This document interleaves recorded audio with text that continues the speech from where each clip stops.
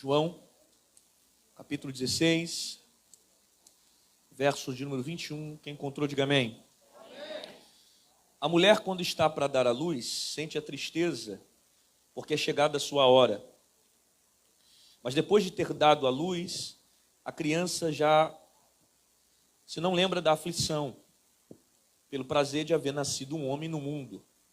Assim também vós agora, na verdade, tendes tristeza, mas outra vez vos verei,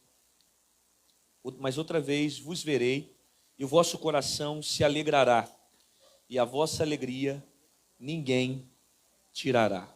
A expressão que Jesus usa no capítulo 16, versículo 21 e 22, está inserida dentro de um contexto que começa a partir do capítulo 14 do Evangelho de Jesus Cristo, segundo escreveu João. Trata-se das últimas instruções que Jesus está dando aos seus discípulos. Antes ainda de Jesus chegar no Getsêmani, ser preso, ser levado ao Calvário, ele vai dar então as suas últimas instruções aos discípulos. Por isso nós devemos observar essas palavras, porque são palavras que Jesus está consolidando para os discípulos,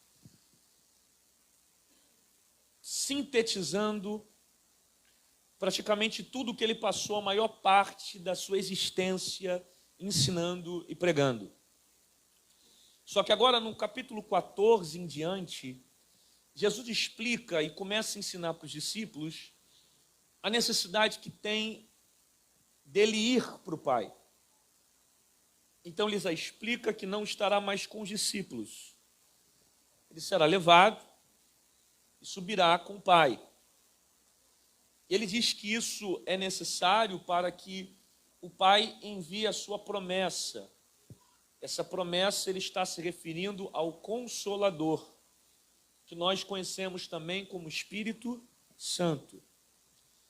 Então ele afirma aos discípulos dizendo que é necessário eu ir para estar com o Pai, para que o Pai envie a sua promessa, que é o Espírito Santo, que estará convosco.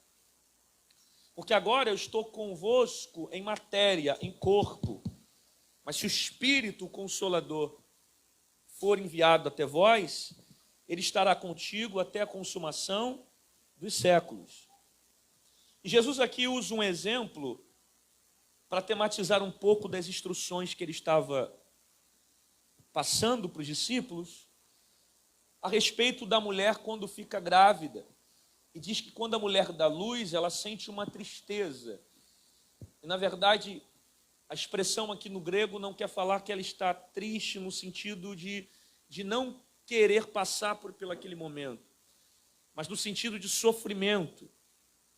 Nenhuma mulher que sente um parto normal, ou pelo menos a maioria, né, porque tem gente que tem um parto e nem sente que tem o filho, mas a maioria que teve parto normal sabe que o processo é doloroso. É difícil, tem uma dilatação, tem um sofrimento, uma inquietação, né? Existem certas coisas que geram desconfortos. Não é fácil dar à luz a uma criança. Então a mulher passa por esse momento difícil. Porém, quando a criança nasce, a sua alegria é tomada, porque então ela está gerando um filho. E Jesus faz essa comparação dizendo que ela deu à luz a um homem, ao mundo. Da mesma forma, ele está tematizando aos discípulos, dizendo, olha, no momento, esse parto vai ser um parto de sofrimento. Vocês vão sentir as dores, vão passar por dificuldades. Perseguirão a mim, perseguirão a vós. Da mesma forma como eu fui caluniado, também vocês também serão caluniados. Não é o servo maior do que o seu senhor. O que eu passei, vocês também passarão. Então, esse momento de vida na terra, Jesus está comparando com o parto. É um momento passageiro. É um momento momentâneo, que vai passar, que vai acabar. Ele diz que após esse momento, nós vamos experimentar uma alegria que jamais acabará. Quando ele fala dessa alegria que não acabará, ele está se referindo à eternidade. onde nós estaremos conectados com Cristo para sempre, onde o pecado não vai mais nos separar de Deus. Então, essas instruções aqui, elas são de grande valia para os discípulos e também para nós, que foram consolidadas por Jesus para que os discípulos entendessem a importância das palavras que representavam o ministério de Jesus. Obviamente, eu não vou ter tempo para falar de todas as instruções que Jesus deixou, mas eu tematizei fazendo um resumo do capítulo 14, 15 e 16, das principais palavras que Jesus queria dizer para os discípulos. E quantos querem ouvir, digam glória a Deus. Glória a Deus. A primeira expressão que eu observei é essa. Jesus usou pelo menos 4 a 5 versículos para dizer isso, que quem ama a Deus guarda os seus mandamentos. Se você tem papel e caneta, anote João capítulo 14, versículo 21. Jesus está falando sobre isso, que aquele que ama a Deus guarda a sua palavra. Então, logo, se eu digo que amo ao Senhor e eu não pratico esta palavra, esse amor é mentiroso.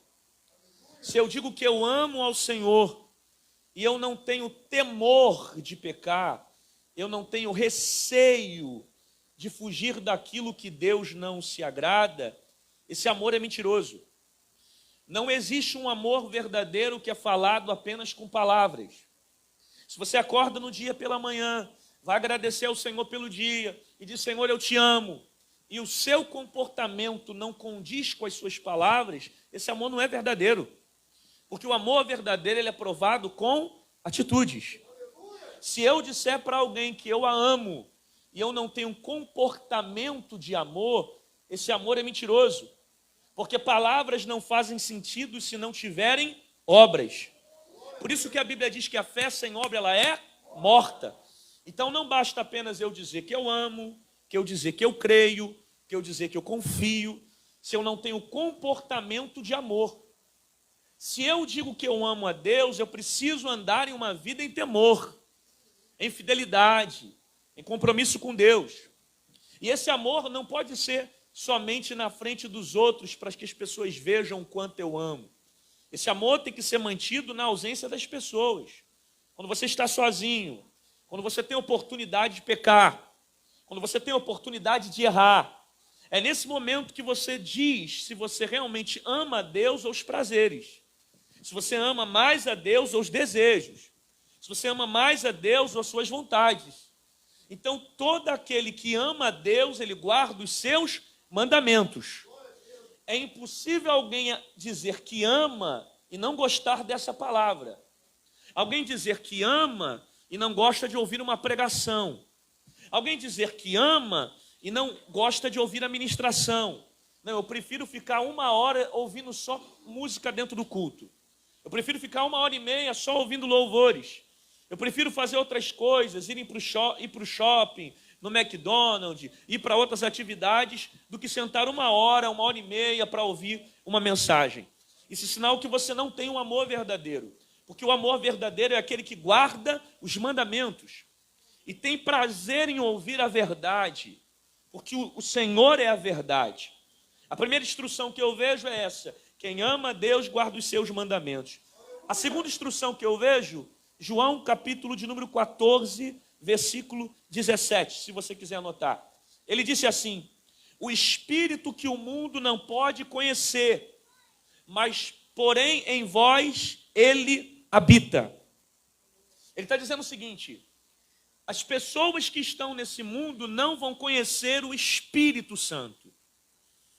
Esse mundo não vai entender aquilo que é do Espírito, porque só entende quem é do Espírito aqueles que o Espírito habita. Aí confirma o que Paulo diz nas cartas, quando ele fala que aquele que é carnal está declinado às coisas da carne. Aquele que é espiritual está declinado às coisas do Espírito.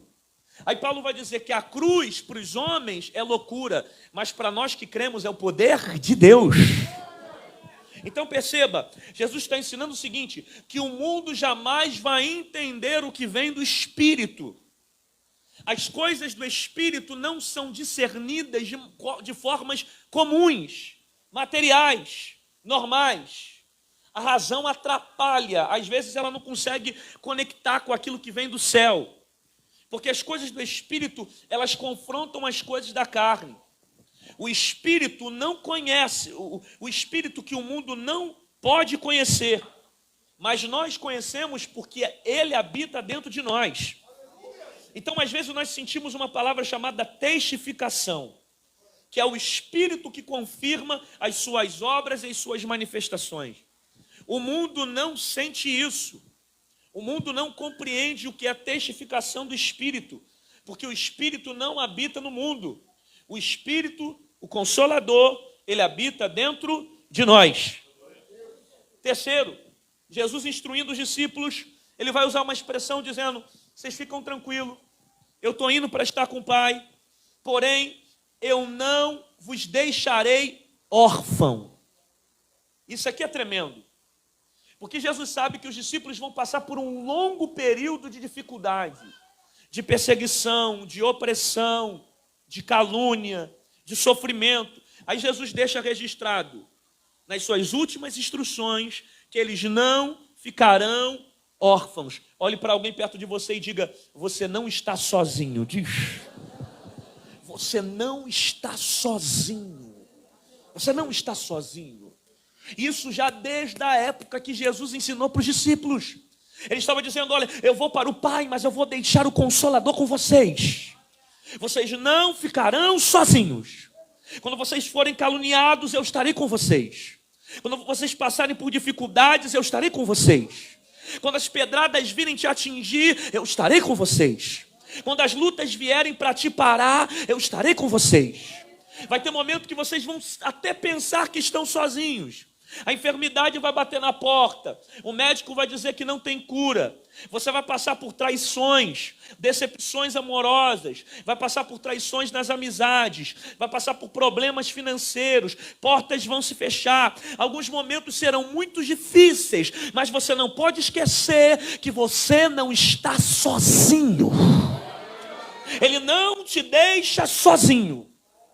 Porque se você ficasse sozinho, você não teria estrutura para suportar muita coisa que está vivendo nessa terra. E você suporta porque tem um Consolador do teu lado, que levanta contigo de manhã, caminha contigo de tarde, passa contigo de noite. E enquanto você dorme, se cumpre os salmos dizendo que o guarda de Israel não tosquenejará. Você não está sozinho. A quarta instrução que ele vai dar para os discípulos, ele vai dizer o seguinte: que o Consolador fará lembrar. João capítulo 14, versículo 26, se alguém quiser anotar. Ele está dando uma característica sobre o Espírito Santo. E uma das características do Espírito Santo que virá sobre a terra, ele está dizendo é que o Consolador lembrará essas palavras. Diga para alguém perto de você: é o Consolador que te lembra, diz. Sabe aquele momento que você estava querendo fazer uma besteira? Sabe aquele momento que você queria tomar uma atitude errada? Sabe naquele momento que você estava acabado e veio uma palavra de ânimo na sua alma? É o Consolador te lembrando. Porque isso aqui é Jesus dizendo que o Espírito Santo, ele vai lembrar as palavras que foram ensinadas por Jesus. Agora você precisa ler essa palavra, irmão. Se você não ler na palavra, se você não meditar a palavra, se você não estudar a palavra, não vai ter como o Espírito Santo lembrar daquilo que você não conhece. Você precisa conhecer isso aqui. Eu quero trazer à memória aquilo que me dá. Eu só trago à memória o que foi colocado dentro dela. Se eu não como a palavra, se eu não bebo a palavra, se eu não me alimento dessa palavra, eu não vou conscientizar o que eu devo fazer. Aí Jesus está dizendo que o Espírito Santo fará lembrar. A função do Espírito Santo é nos lembrar. Lembrar o quê? Lembrar dos estatutos. Lembrar da verdade. Lembrar do Evangelho. Sabe aquele momento que você pensou em cair, você chegou muito próximo da queda, mas você só não caiu porque ouviu uma voz? Essa voz não era a voz de homem, era o Espírito Santo falando com você. É o Espírito dizendo, cuidado, esse caminho é estranho, olha para onde você está indo, a direção é errada, ei, muda o caminho, sai daí. A gente chama muitas das vezes isso de uma consciência, mas a Bíblia está dizendo que é o Espírito Santo.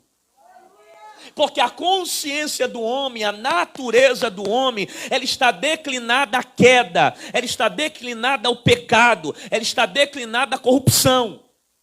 O Adão que tenta habitar dentro de mim, que é o velho homem, ele nunca vai me levar para perto de Deus. Quem grita todo dia para eu tomar uma decisão errada é o velho homem. Quem grita todo dia para eu tomar uma atitude errada é o velho homem. Você quer ver uma coisa que o velho homem com certeza gritou na sua vida? Quando você estava a ponto de tentar resolver um problema e você falou, não, eu vou resolver igual eu resolvia no passado. Eu vou fazer igual eu fazia antigamente. Isso é o velho homem. Para querer fazer você voltar à mesma criatura que você tinha lá atrás. Só que o Espírito Santo está sempre te sepultando e dizendo, você já morreu, não ressuscita ele. Você já morreu. Você já está uma nova vida. Esse negócio de querer voltar para o passado de novo, você não vai voltar, Deus te tirou de lá. Tem gente voltando para o lugar que Jesus te tirou um dia. É o próprio Espírito dizendo, eu te ranquei de lá, eu mudei a tua vida, eu te ranquei do tráfico, eu te ranquei da maconha, eu te tirei da cocaína, eu te tirei da mentira, eu te ranquei do pecado. O mundo está te cercando para tentar te levar para a destruição, mas o Espírito Santo está dizendo, você é de Cristo, você é dele, você tem lugar no céu, você não é dessa terra. Alguém pode dar um grito de glória aqui nessa casa? Então o papel do Espírito Santo é te lembrar. Só que olha para cá, olha para mim, não dorme não. O problema é que o Espírito Santo, ele avisa a primeira, ele avisa a segunda, ele avisa a terceira, ele avisa a quarta. E quando você perde uma palavra chamada sensibilidade, grita comigo, diga sensibilidade. Quando você perde a sensibilidade, ela é causada por uma palavra chamada iniquidade. A iniquidade é movida por uma palavra chamada cauterização gerada na mente, que é movida pelo pecado. A iniquidade é a prática do pecado sem arrependimento. Quem caminha na iniquidade não consegue ter sensibilidade dos erros. Aí ele cai e não consegue confessar. Aí ele peca e esconde. Aí ele erra e não muda de vida. Porque o caminho que ele anda é iniquidade. É cauterização na mente gerada pelo pecado. Só que ninguém cai da noite para o dia. Ele cai a primeira, o Espírito Santo avisa, ele não acorda. Ele cai a segunda, o Espírito Santo avisa, ele não acorda. Ele cai a terceira, o Espírito Santo avisa, ele não acorda. Ele cai a quarta, o Espírito Santo avisa, ele não acorda. O Espírito Santo está dizendo, essas amizades vão te destruir. Esse trabalho vai te matar. Esse lugar vai te destruir você. O Espírito Santo está dizendo, você não está vendo onde você está se enfiando. Há pecado para tudo quanto é lado. Você já não está mais preocupado em agradar a Deus. Você está com uma vida sem temor. Você está com uma vida sem respeito. Tu não xingava, agora está xingando. Tu não falava palavrão, agora está falando. Você antigamente vivia uma vida de santidade. É o Espírito Santo te avisando. Você tem que ter sensibilidade para ouvir a voz dele. E uma vez que você não escuta, a iniquidade ganha força na tua vida e passa a cauterizar a tua mente. Só que o papel do Espírito Santo é lembrar aquilo que Jesus falou. E ele vai lembrar. Você lembra o que você fez? Tu não era para ter tratado tua mulher assim não, hein? Tu não era para ter tratado seu filho assim não. O que a palavra diz? Não provoqueis a ira dos filhos. O que você está fazendo? O Espírito Santo avisa. Mas uma vez que você não escuta essa palavra, você ganha legalidade para o pecado entrar. E quando o pecado entra, ele gera iniquidade. E quando a iniquidade gera, você não consegue mais ouvir a voz do Espírito. Você pode ouvir uma palavra como essa que não muda de vida. Você pode escutar a verdade que você não se transforma. A verdade liberta e continua transformando a vida das pessoas. Mas quando você não cria o desejo de praticar aquilo que ouve, a sua vida não passa por uma transformação. Por quê? Porque o teu coração está insensível. Teu coração está fechado. Mas Jesus disse que a função do Espírito Santo é lembrar. Lembrar o quê? Lembrar das obras, lembrar de Jesus, lembrar o que ele falou, lembrar o que está escrito. Jesus vai lembrar. Porque naquele grande dia, isso vai ser colocado em jogo. Olha, eu disse para você, eu te avisei, eu te mostrei o caminho, mas você não quis. Você procurou outro lugar. Eclesiastes capítulo 12, os últimos versículos diz que todas as obras serão julgadas, sejam essas obras boas ou mais. Jesus está instruindo os discípulos. O Consolador fará lembrar. E na tematização das suas palavras, ele vai dizer o seguinte: eu sou a videira, e vós as varas. E quem está em mim, dá fruto. Olha para pelo menos 3 pessoas e diga: quem está em Deus frutifica. Diz: quem está em Deus frutifica. Olha o que Jesus está ensinando para os seus discípulos: aquele que está em mim dá frutos. Eu sou a videira, você é a vara, e se tu está em mim, frutifica.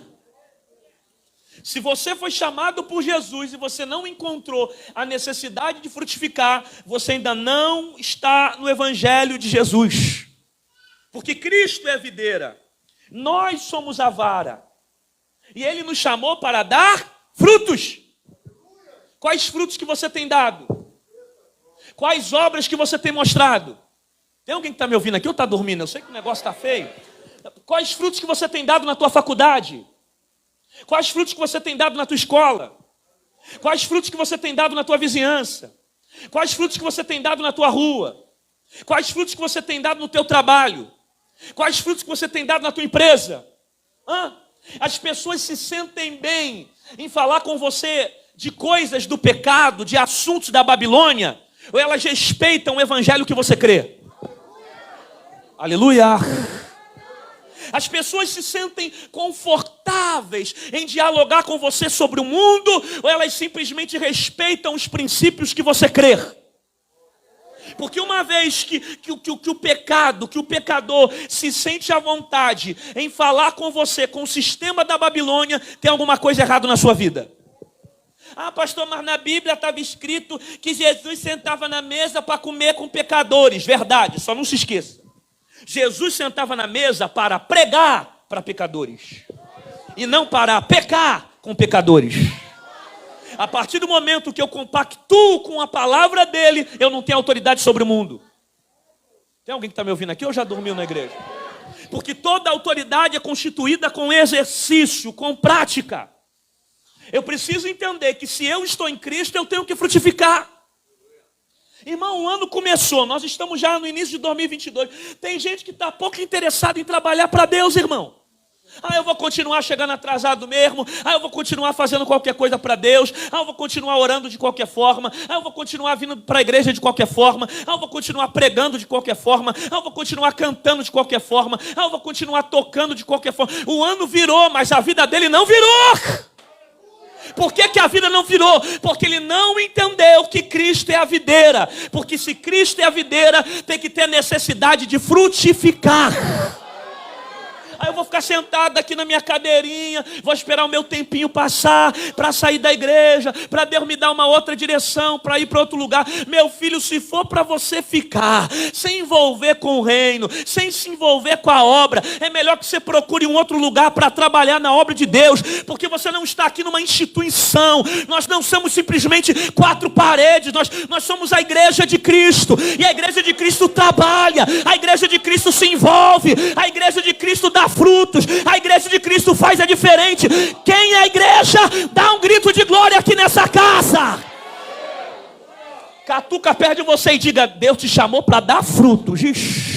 Você vai dar frutos. Vai dar fruto na igreja, vai dar fruto na obra, vai dar fruto no teu casamento, vai dar fruto no teu ministério. Quarta-feira você vai trazer mais 5 pessoas para vir para a igreja, vai trazer teu pai, vai trazer tua mãe. Esse negócio de dizer: porque eu sou tímido, eu não vou pregar o evangelho, meu filho. A Bíblia diz que os tímidos não herdarão o reino dos céus. Pastor, o que fala sobre isso? Não significa que a personalidade tímida vai ser condenada, mas significa que toda vez que eu sinto a necessidade de não pregar o evangelho por causa da minha personalidade, eu vou ser condenado pela minha postura, pela minha atitude, porque eu não posso deixar a personalidade de timidez me impedir de pregar a palavra.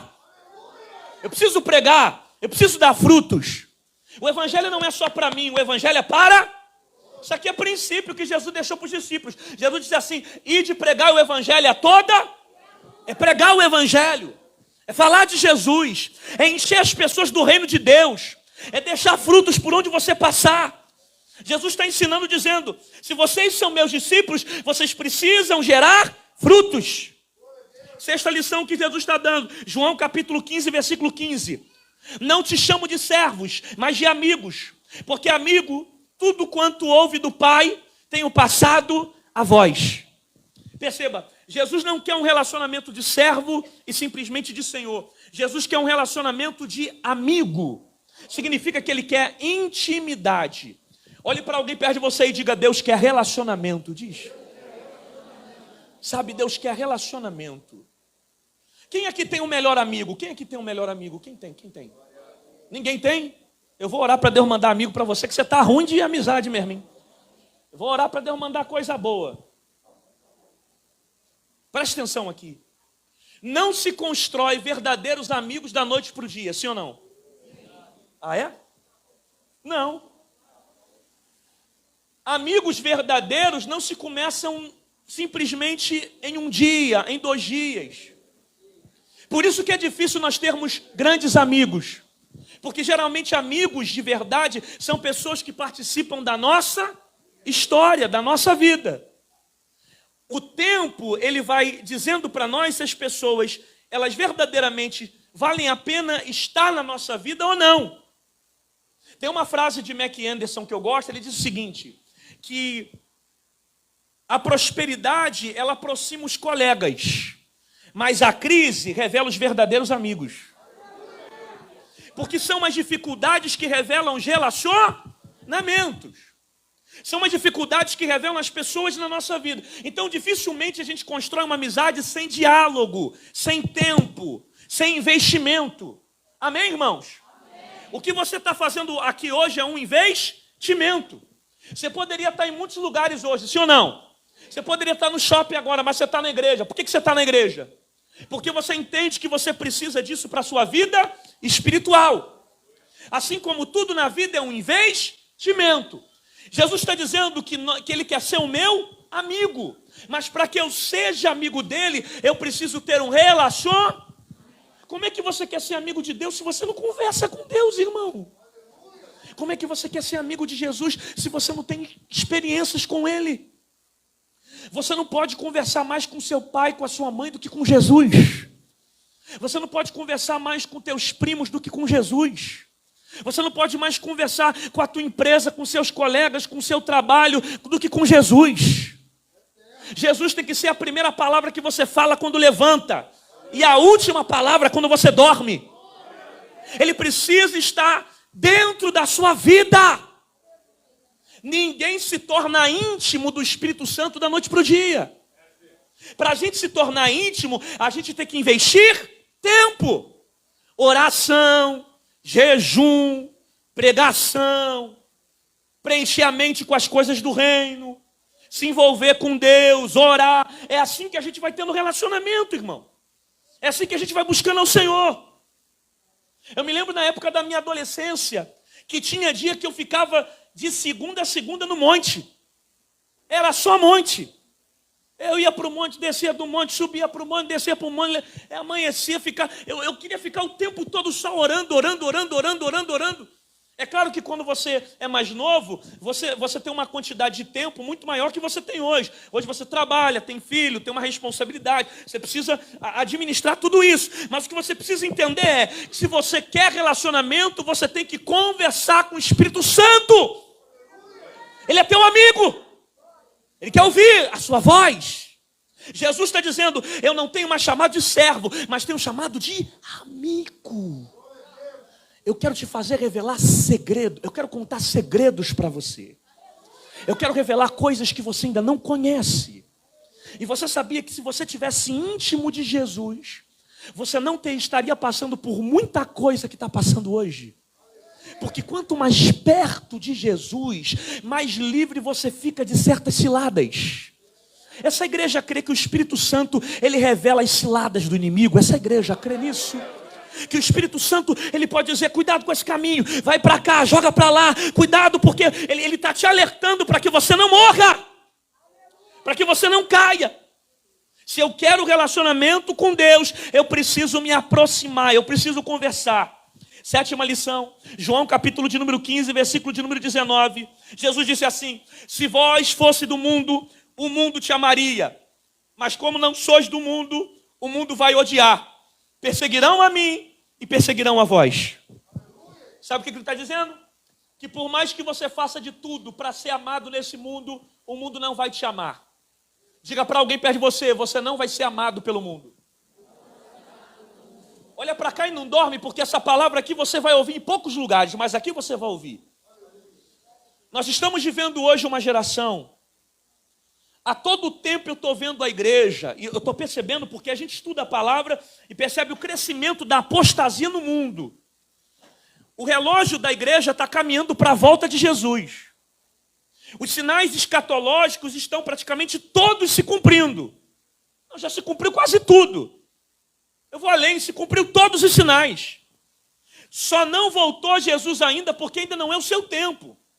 Mas se você ler Mateus capítulo 24, que fala sobre o princípio de dores, você vai ver lá que todos os princípios já se cumpriram. Pode ler lá, capítulo 24 de Mateus, você vai ver terremoto, pai se levantando contra o filho, amor de muitos se esfriando, você vai ver iniquidade, você vai ver maremoto, você vai ver pestes, você vai ver guerra.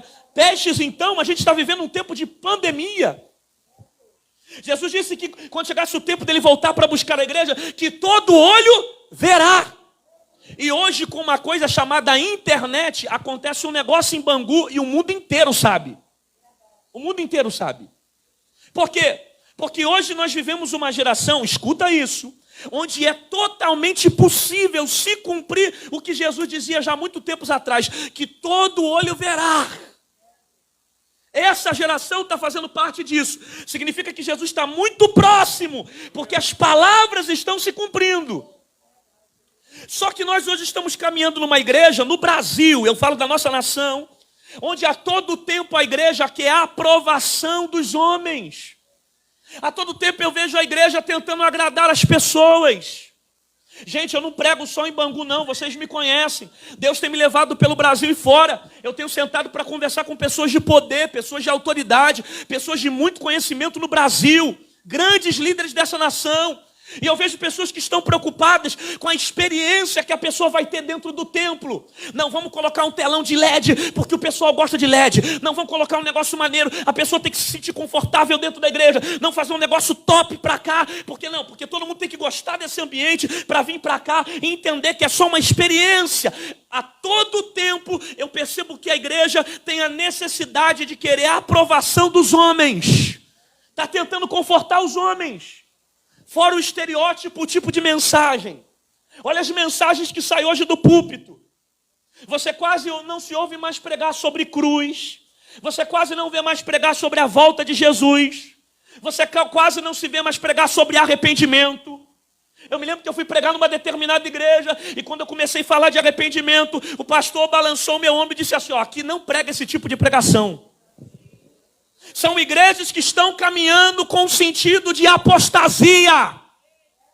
Só que tem profetas gritando no mundo dizendo, Jesus está voltando para buscar a igreja. Olha o que Jesus disse para os discípulos antes de ser levado para o Calvário. O mundo vai te odiar. Mas se você fosse do mundo, eles chamariam.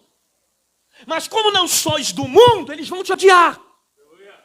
Você vive um tempo hoje no Brasil que se eu falar que eu sou pastor, eu vou ser desprezado. Ele nem precisa conhecer o meu caráter, só em dizer é pastor, pronto, é desprezado. Se você dizer que é crente em alguns lugares, você vai receber algum tipo de discriminação.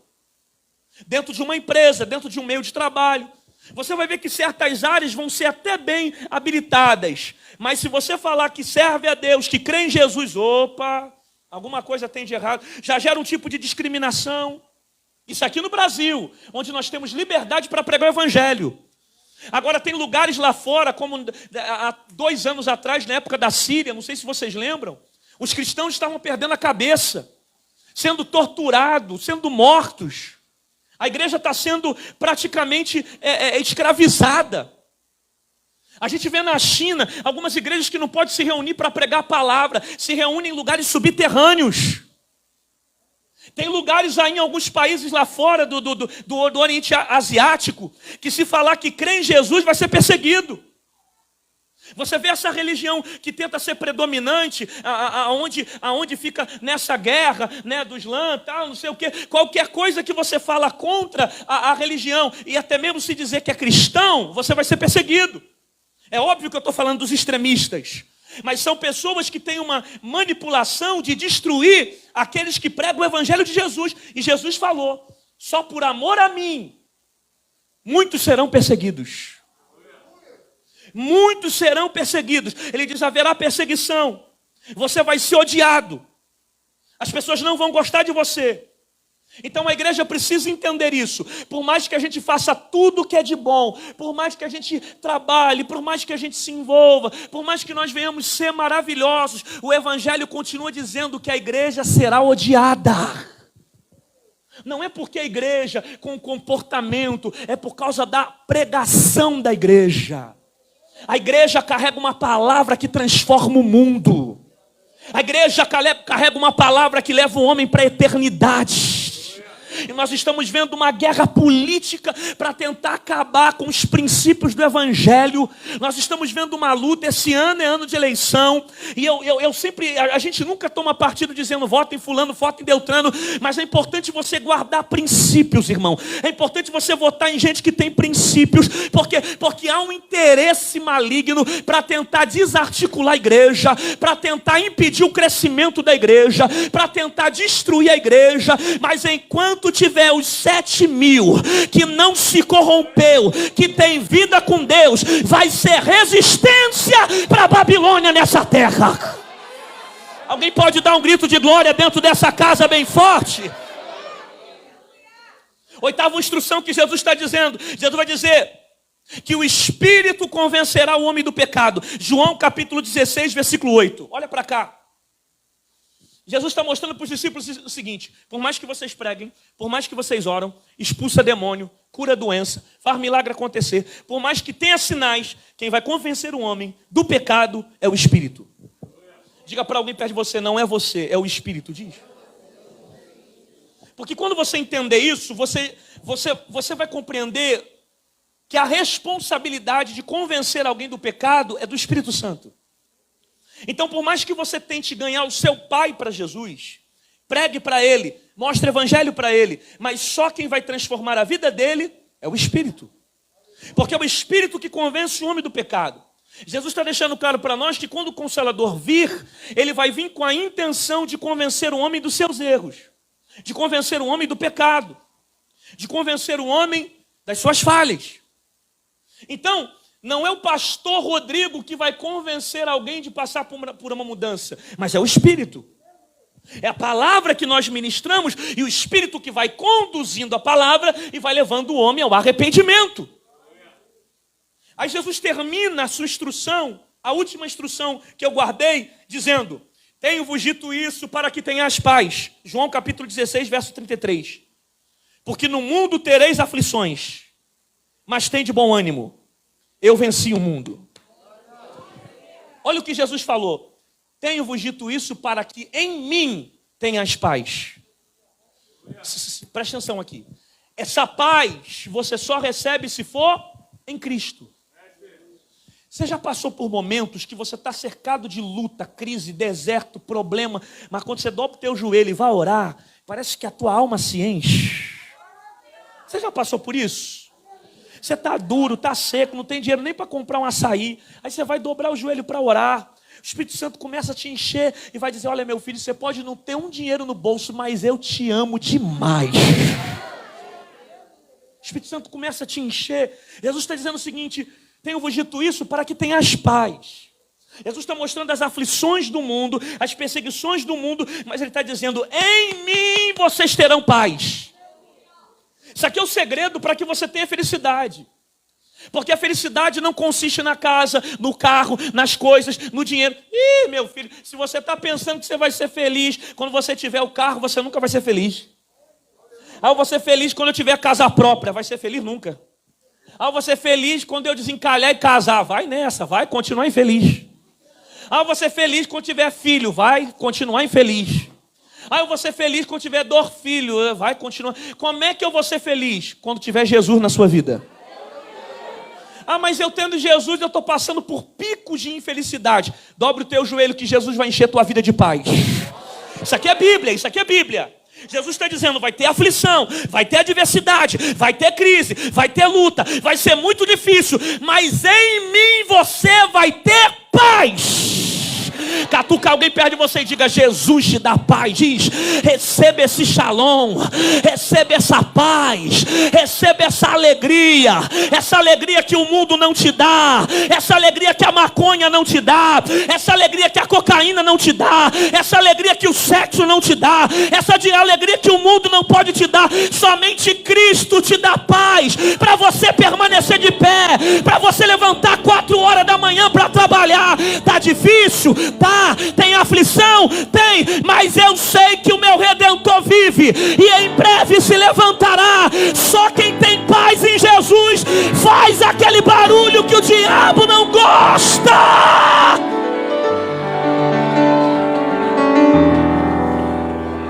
Tereis aflições no mundo, mas tereis em mim paz. Você vai ter paz em mim. Sabe por que não tem paz? Porque você está procurando paz em outros lugares e não em Cristo. E quando procura da sua forma e não da forma dele. Existe um tempo para certas coisas acontecerem sobre a sua vida. Você precisa intensificar a sua vida em oração. Porque se você está achando que está ruim, eu vou dizer uma coisa para você, vai piorar. Que isso, pastor? Fiquei doido, fiquei não. O negócio vai piorar. Mas a grande questão é uma só. Se Cristo for o centro da tua vida, você vai ter um lugar de paz. Para fechar, os discípulos estão na tempestade. Eles estão desesperados porque eles não conseguem encontrar paz no meio daquela tempestade. É vento de um lado, é água entrando no barco. Os discípulos estão desesperados sem saber o que vai acontecer. O texto diz que Jesus estava dormindo sobre uma almofada. O texto diz que Jesus estava dormindo. Grita comigo, Jesus estava dormindo. Não, vem de verdade, Jesus estava Não, chega de ensaio, Jesus estava Olha para cá. Por que Jesus dorme? Porque Jesus tem paz. Segundo, o texto diz que Jesus estava dormindo com a cabeça em cima de uma almofada. Se Jesus estava dormindo com a cabeça em cima de uma almofada, era sinal que ele estava deitado em um lugar onde as águas não conseguiram chegar. Presta atenção, senão você não vai pegar isso aqui. Os discípulos estão no meio do mar. As águas estão entrando no barco. Eles estão desesperados. E o texto diz que Jesus estava no fundo no barco sobre uma almofada. Se ele estava dormindo, é porque as águas não entraram no lugar aonde Jesus está. Isso aqui é um raciocínio lógico. Jesus era homem, sim ou não? Ao mesmo tempo que ele era Deus, ele também era. Sendo homem, se aquele ambiente estivesse molhado com as águas do mar mantêm uma temperatura gelada. O nosso corpo mantém uma temperatura. Se as águas do mar atingem o corpo, o que faz? Um choque térmico. O corpo acorda. Só que o texto diz que Jesus estava deitado com a cabeça em cima de uma almofada. Significa que o lugar onde Jesus está, as águas não estavam entrando. Os discípulos têm Jesus no barco, da mesma forma como você tem Jesus no barco. Só que eles estão desesperados com a tempestade. Porque o lugar que eles estão tem vento, tem água, tem mar. Mas tem um lugar dentro do barco que é o lugar onde Jesus está, que eles não sentem o nível da tempestade. Nessa noite Jesus está te convidando, vem para o lugar que eu estou. Porque se você for vir para o lugar que Jesus está, você não vai sentir tempestade, você não vai sentir aflição, você não vai sentir doença, você não vai sentir problema, você não vai sentir crise, você vai vencer a dificuldade, porque Ele venceu o mundo e vai te dar força para vencer. Segure no ombro de alguém de perto de você, na mão, no braço, na orelha, pega alguma coisa aí, diga para ele assim, diga, vá para o lugar que Jesus está.